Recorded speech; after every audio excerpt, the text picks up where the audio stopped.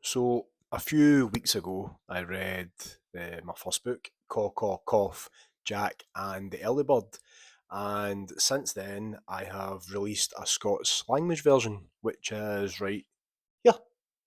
So what I thought I would do today is I would read the first couple of pages just to give you a little taster of the differences between the two books.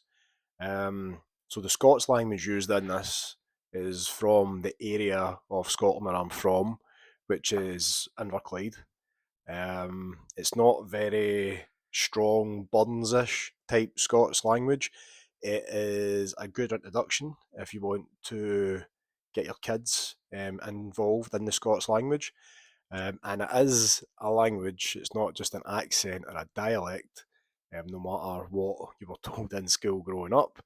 However, it would be a shame if this language and variations of it were to disappear completely. So, with that being said, I hope you enjoy the story. So, at the edge of the forest, by tall tangled trees, stood a top hat hoose, swaying soft in the breeze. Inside lived Jack, Mac Pumpkin Heed, who dreamt about birds as he snuggled asleep. Ere morning he'd wander, through bush and through fern, wi' not book in hon, so eager to learn.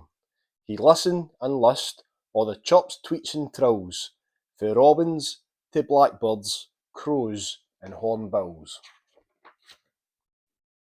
One day, as the daylight began to grow dim, Jack wandered through places unknown to him. The trees grew much darker, the air turned quite cold, and a strange bird's song chillingly bawled. Caw-coo-cough, chirp cheep caw-caw-calf. Excited, Jack grinned. That sound, it seems aff.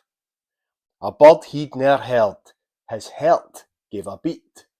Could it be a bird he had yet to meet?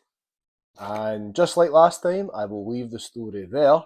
I hope you can see the slight changes from English to Scots.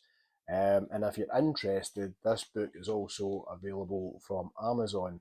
And if you haven't already, follow my online accounts on Facebook, Instagram, and stay tuned for more updates on further books coming out. Hope you enjoyed it. Thanks. Bye.